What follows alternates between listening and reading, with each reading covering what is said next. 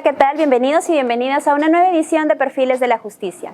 Hoy nos acompaña la jueza del Segundo Juzgado de Paz Letrado de Sullana, la doctora Isabel Flores Nolasco, quien nos hablará sobre el proceso de rectificación de partidas y el proceso de sucesión intestada. Doctora Isabel, reciba por favor una cordial bienvenida a Perfiles de la Justicia. Gracias, Evelyn, un gusto acompañarte el día de hoy y estoy dispuesta a absolver todas las preguntas que tengan a bien realizarme. Doctora Isabel, coméntenos cuáles son los requisitos que se necesitan para iniciar un proceso de rectificación de partidas. En primer lugar, el proceso, uno tiene que presentar una solicitud por escrito. Esta solicitud debe indicar el juzgado al cual debe dirigirse. En este caso, el juez competente son los juzgados de paz letrados del distrito judicial en donde domicilie el solicitante. Debe indicar el nombre y los datos de identidad del solicitante de la rectificación. Asimismo, indicar su domicilio real, su domicilio procesal y, muy importante, debe señalar su casilla judicial electrónica, porque es ahí donde se le van a efectuar todas las notificaciones de las resoluciones que se expidan en el juzgado. Adicional a ello, debe precisar con claridad cuál es el pedido que va a realizar. Si quiere hacer una rectificación en un tema de ortografía o de pronto que se adicione algún dato que se haya omitido al momento de hacer la inscripción. Debe también señalar los hechos en los cuales está él sustentando su pedido de rectificación, lo cual va a ser calificado por el juez competente. Este documento debe venir acompañado de unos anexos, como son los aranceles judiciales por ofrecimiento de pruebas en proceso no contencioso, derecho de notificación, por publicación de dictos judiciales electrónicos. Importante, la partida de nacimiento, matrimonio o de función cuya rectificación estén solicitando y los demás documentos que permitan determinar que esta rectificación debe ser amparada. ¿Y cuál es el procedimiento, doctora? Una vez que se presenta ante la mesa de partes electrónica o física la solicitud de rectificación de partida, esta va a ser calificada por el magistrado y en caso faltara alguno de los documentos que debió anexar a su solicitud o algún dato importante, se le va a declarar inadmisible y se le otorgará el plazo de 3 días hábiles para que pueda subsanar esas omisiones. En caso de que no haya cumplido con subsanar las omisiones en su totalidad o haya vencido el plazo sin que lo haya efectuado, se procederá a rechazar su solicitud. Lo que significa que no le va a impedir que nuevamente pueda volver a presentar esta solicitud. El otro panorama sería que si está toda la documentación completa, se admite a trámite la solicitud de rectificación de partida. En esa resolución que se emite, que se le denomina el auto admisorio, se va a ordenar que se efectúen unas publicaciones de los edictos judiciales electrónicos y esta publicación se realiza por una sola vez, a efectos de que si alguien tuviera, digamos, que oponerse a este pedido de rectificación, puede hacerlo saber así ante el juzgado con su respectivo apersonamiento. Esta oposición debe realizarse dentro del plazo de 5 días hábiles. De no haber ninguna oposición, se va a llevar a cabo la audiencia de actuación y declaración judicial. Esta audiencia, la fecha de audiencia se señala en el mismo auto admisorio, que debe ser señalada dentro de un plazo máximo de 15 días hábiles, ¿no?, de presentada la solicitud. En esta audiencia, si no hay contradicción, se van a actuar los medios probatorios que han sido ofrecidos por el solicitante y se dictará la respectiva sentencia. Doctora, ¿cuándo procede una rectificación de partida de nacimiento? Procede en caso de que exista algún error ortográfico que surja de la misma partida. Por ejemplo, puede haber un error en cuanto a una letra, ¿no?, o se ha adicionado una palabra de más, por ejemplo, la palabra de. También procede en los casos en que se haya omitido consignar algún dato. Nosotros sabemos que nos identificamos por nuestro nombre, nuestro apellido paterno y nuestro apellido paterno, pero antiguamente las personas cuando realizaban estos registros solamente consignaban el nombre y el primer apellido, el apellido paterno, omitiendo consignar el apellido materno del titular de la partida. en el juzgado en el que yo me encuentro a cargo, muchos casos vienen solicitando subsanar esta omisión, que se consignen los datos faltantes. También se puede rectificar algún dato como la fecha en que se dio el acontecimiento del nacimiento o algún dato sobre el sexo también de la persona, pero que de la misma partida o de los documentos que acompañaron en su oportunidad a esta inscripción salte a la vista el error y que sea pasible de una corrección. Doctora Isabel, ¿en el juzgado de paz letrado se puede solicitar una supresión de nombre? Supresión de nombre, no. En este caso tendríamos que calificar adecuadamente el petitorio, ¿no? Como indiqué, es muy importante que la pretensión sea clara. Tendríamos que ver si la supresión de nombre va a variar de una forma, digamos, muy sustancial. La identificación de la persona tendríamos que verlo como un cambio de nombre. Y este es un proceso que se tramita ante los juzgados especializados civiles. Doctor, ¿y cuál es el plazo de ley para resolver un proceso de rectificación de partidas? Como te indiqué, una vez que se presenta la solicitud de rectificación de partida, se debe señalar en el mismo auto admisorio una fecha de audiencia de actuación y declaración judicial que no puede exceder de los 15 días hábiles.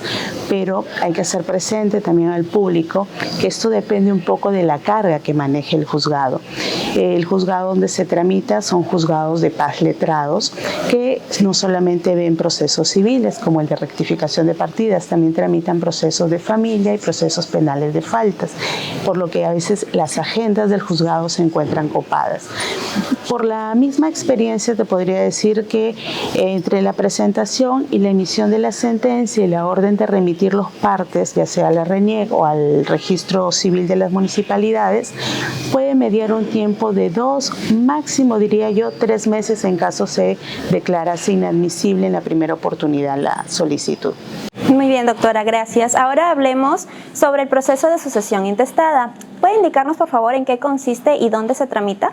Bien, los procesos de sucesión intestada se dan en aquellos casos cuando una persona fallece y no ha dejado un testamento indicando quiénes o a quiénes estaría dejando lo que conocemos como la herencia, ¿correcto? Y en aquellos casos en los que pudiera haber dejado un testamento, pero por X factores este sea declarado nulo. O en casos en que dejando el testamento y esté sujeto a una comprobación haya vencido su plazo y haya caducado. En esos casos se puede recurrir ante la instancia judicial para solicitar una sucesión intestada. Tenemos que presentar nuestro escrito ante el juzgado también de paz letrado, pero aquí es importante, tiene que ser ante el juez del último domicilio del causante. Esto es muy importante para evitar que la demanda, digamos, el trámite no se dilate. ¿Y cuáles son los requisitos solicitados para iniciar un proceso de sucesión intestada en la vía judicial?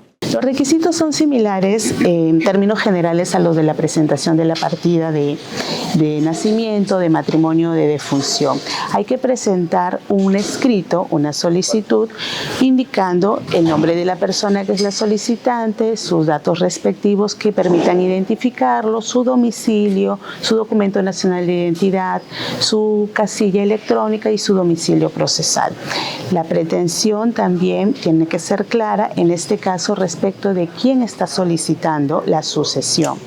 Y adicional a esto es importante, este sí es un detalle particular de este tipo de procesos, que si la persona que hace la solicitud sabe de la existencia de otros posibles herederos aparte de él, tendría que hacerlo presente en ese documento y señalar la dirección de estos, a efectos de que en caso se admita a trámite la demanda, se les notifique con este auto admisorio para que estas personas puedan determinar si desean o no participar de la sucesión. Si desean formar parte de la sucesión, ellos tendrían que presentar un escrito de apersonamiento acompañando el documento que acredite su filiación con el causante.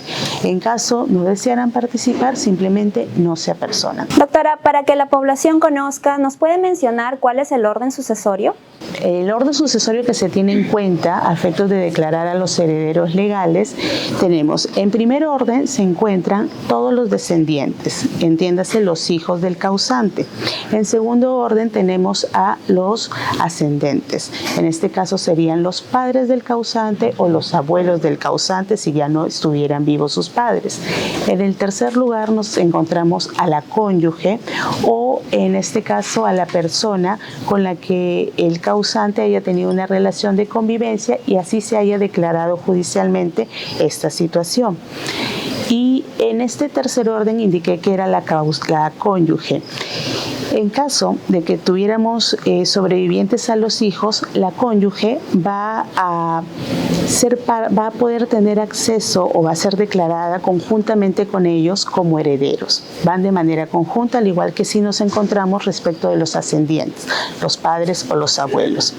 En cuarto lugar, quinto y sexto, tenemos a los parientes del causante consanguíneos en línea colateral del segundo, tercer y cuarto grado, ¿no? Son sus hermanos o sus sobrinos, los hijos de sus hermanos. ¿Puede indicarnos quién realiza el proceso de sucesión intestada? Cualquier persona que crea que debe ser declarado heredero o que tenga derecho de ser declarado como heredero puede solicitarlo, no hay ningún inconveniente, pero debe tener en cuenta para esto asesorarse con un abogado si se encuentra dentro de los órdenes sucesorios que te mencioné hace un momento, porque si no se encuentra comprendido de estos órdenes sucesorios, pues definitivamente no va a tener futuro la demanda que plantee. Doctora, ¿y qué hacer si me excluyeron como heredero? ¿Se puede impugnar una sucesión intestada? ¿Cuál es el plazo? Se emitió la sentencia y yo tomé conocimiento mucho después de ello. Lo que podría hacer es plantear un proceso de petición de herencia. Este se tramita ante el juzgado civil, es un proceso de conocimiento y aquí lo que voy a solicitar es que se me reconozca mi derecho que yo tengo también sobre los bienes que conforman parte de la herencia y que no los estoy poseyendo, sino que los están poseyendo en ese momento a quienes a través de un proceso de sucesión intestada se les declaró herederos legales del causante. Adicional a este pedido de que se reconozca mi derecho sobre estos bienes, puedo solicitar que también se me declare heredero. Muy bien, doctora Isabel, hemos llegado al final de la entrevista y queremos que se dirija a la población con un breve mensaje. Bueno, quisiera decirles a los televidentes que es muy importante siempre cuando realicen algún trámite de inscripción, ya sea de su partida de nacimiento, matrimonio, de función, revisar el acta, los datos que se consignan en ella, a efectos de que no tengan la necesidad, digamos, de tener que recurrir a interponer algún proceso, ya sea de rectificación de partida en este caso, para que así puedan realizar posteriormente los trámites administrativos sin ningún inconveniente. Y también hacerles saber que en estas campañas de justicia itinerante que realiza la Corte Superior de Justicia de Sullana, en los distintos distritos de la ciudad, pueden ustedes también acercarse y presentar sus demandas de rectificación de partida. Así que quedan cordialmente invitados y muchas gracias por la invitación al programa. Y hasta aquí llegamos con esta edición. Agradecemos su preferencia y no olviden seguirnos en nuestras redes sociales y compartir nuestro contenido. Muchas gracias.